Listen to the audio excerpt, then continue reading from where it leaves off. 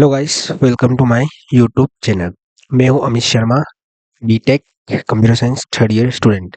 तो आज के इस वीडियो में मैं डिस्कस करूंगा मैंने जो एक प्रोजेक्ट बनाया है, जो कि मेरा पहला ग्राफिकल यूजर एप्लीकेशन या जीयूआई या विंडोज एप्लीकेशन जिसे मैंने बनाया है, उसके ऊपर मैं एक डिस्कशन करूंगा या इसका फीचर्स के बारे में आप सबको बताऊंगा। तो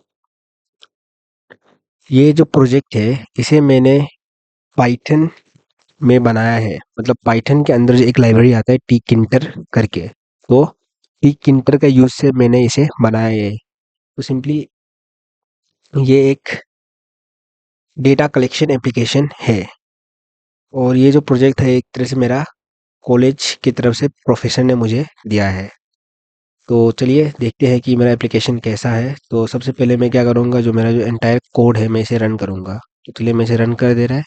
तो रन करते ही ये जो मैंने एप्लीकेशन बनाया, ये एप्लीकेशन ओपन हो गया। तो ये एक तरह से एसएसआर डेटा कलेक्शन सिस्टम है। तो सिंपल शब्दों में अगर मैं बोलूँ तो एसएसआर डेटा कलेक्शन सिस्टम एक एप्लीकेशन है जो मैंने बनाया है, जिसे कॉलेज यूज करेगा और नेक एक्रीडिटेशन के लिए डेटा कलेक्ट करेगा। तो नेक को दिखाना होता है, जो जितना भी कॉलेज या यूनिवर्सिटी होता है ना, उन लोगों को नेक को दिखाना होता है कि कॉलेज क्या नया कोर्सेस ला रहा है बच्चों के लिए, स्टूडेंट को क्या एक्स्ट्रा स्किल मिल रहा है, या फिर कितना स्टूडेंट पार्टिसिपेट कर रहा है कौन कोर्स में। तो जो सबसे पहला हम लोग का देख पा रहे हैं, ये जो एप्लीकेशन है, इसके अंदर सबसे पहला हम लोग आता है सिलेविजन, मतलब सिलेबस रिवीजन। तो सिंपली इसके अंदर, मतलब कॉलेज अगर कोई सिलेबस रिवीजन के अंदर क्या हो रहा है, जब सिलेबस अपडेट या चेंज होता है तो उसका डाटा सिंपली इसके अंदर डालेंगे, इस एप्लीकेशन के अंदर डालेंगे, और वो कन्वर्ट हो जाएगा हम लोग का सिंपल सा एक एक्सेल फाइल के अंदर। और जिस डिजायर मेमोरी लोकेशन में या जिस फाइल या फोल्डर के अंदर मुझे सेव करना है, मैं उधर सेव कर दूंगा। फिर जो नेक्स्ट सेक्शन इस प्रोजेक्ट का है, वो हम लोग का है न्यू कोर्स सेक्शन। तो इसके अंदर मेनली कॉलेज जो न्यू कोर्सेज इंट्रोड्यूस करता है, उसका इनपुट फील्ड के अंदर कुछ कुछ डिटेल्स है कि कोर्स का कोड क्या है, फिर उस कोर्स का नाम क्या है, फिर उस कोर्स को कौन सा ईयर में इंट्रोड्यूस किया गया है। और इसके अंदर हम लोग को और आ जाता है activity content with direct bearing on employability, ये फिर स्किल डेवलपमेंट एक्सेट्रा एक्सेट्रा। और फिर उसका जो लिंक होगा रिलेवेंट डॉक्यूमेंट का, वो हो गया। फिर हम लोग का जो नेक्स्ट सेक्शन आता है, वो हम लोग का होता है वैल्यू एडेड कोर्स।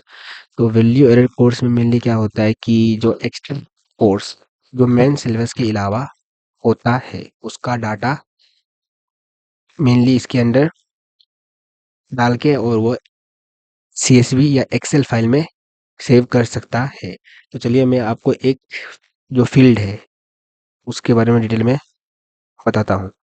तो चलिए हम लोग सिलेबस रिवीजन फील्ड को अच्छे से देखते हैं, और वर्क ये कैसे वर्क करता है, उसको मैं कैसे सेव करूँ, वो सब बारे में अच्छे से देखते हैं। तो सबसे पहले देखिए, मान लेते हैं कि कोई एक कोर्स है जिसे अपडेट या चेंज करना है कोई भी कॉलेज को या कोई भी यूनिवर्सिटी को। तो सबसे पहले क्या करेगा, वो अपना एक प्रोग्राम कोड लिखेगा, न्यू प्रोग्राम कोड। तो मान लेते हैं कि जो प्रोग्राम कोड है वो हम लोग का है बी टेक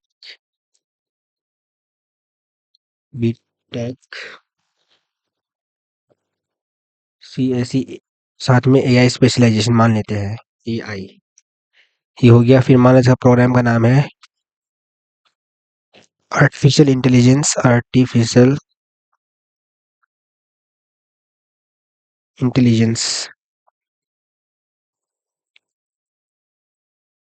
मान लेते हैं कि इसका जो ईयर ऑफ इंट्रोडक्शन था या है, ईयर ऑफ इंट्रोडक्शन इसका हम लोग मान लेते हैं, वो हम लोगों का है 2018।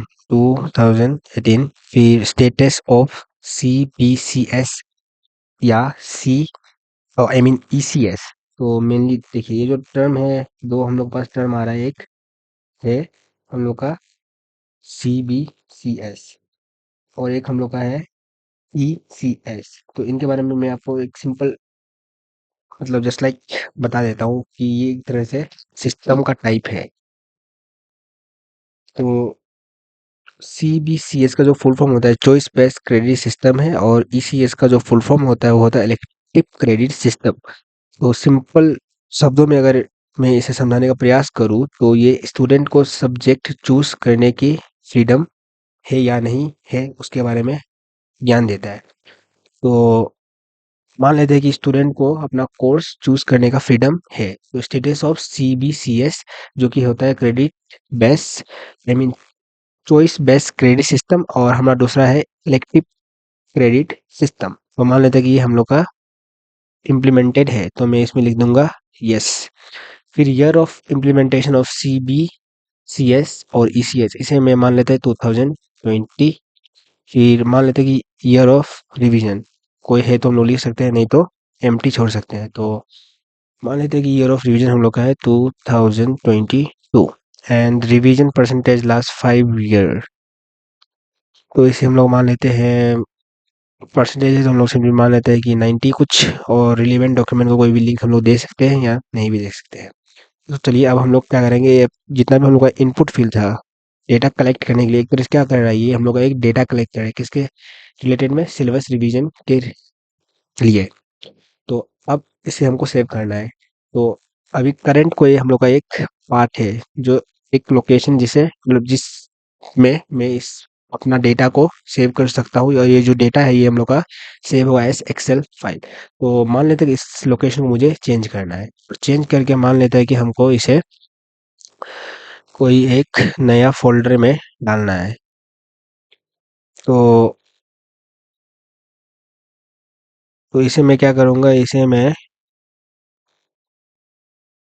एक ऐप नाम का जो फ़ोल्डर है इसके अंदर मैं इसे सेव कर देता हूँ। तो मैंने अब क्या किया, अपना एक फ़ोल्डर सेलेक्ट कर लिया। अब जैसे मैं इसे सेव करूँगा तो होगा क्या, ये मेरा जो डेटा था कलेक्ट हो गया और ये सेव हो गया है एक्सेल फॉर्म के, मतलब एक्सेल फॉर्म के अंदर।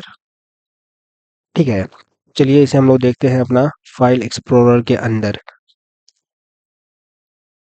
तो मैं जाऊंगा अपना ऐप वाला फोल्डर के अंदर, तो इधर में आप लोग देख पा रहे हैं कि हम लोग का एक एक्सेल फाइल सेव हो चुका है जो कि है SSR_data_1.1.1 SSR_data_1.1.2_1.2.2। तो जैसे मैं इसे ओपन करूंगा तो आप लोग देख पा रहे हैं कि जो सिलेबस रिवीजन के रिलेटेड जो भी इनपुट फील्ड था या जो भी डेटा था वो हम लोग का कलेक्ट होके स्टोर हो चुका है एस एक्सेल फाइल। तो इससे क्या होगा कि आसानी होगा, मतलब कोई भी जैसे कि सिलेबस रिवीजन के अंदर अलग अलग डेटा को वो फीड करना है, मल्टीपल डेटा, तो उसके लिए आसानी होगा। सिंपली जस्ट रेंडमली अगर मैं उसे एक्सेल फाइल में कन्वर्ट करके फिर उसे लिखूँ, उससे अच्छा हम लोग क्या कर सकते हैं, ये जो एक एप्लीकेशन है इस एप्लीकेशन के हेल्प से अगर करें वही काम, तो हम लोग का क्या होता है वो काम एक तरह से आसान हो जाएगा। तो यही था मेरा project SSR data collection system. Thank you for watching.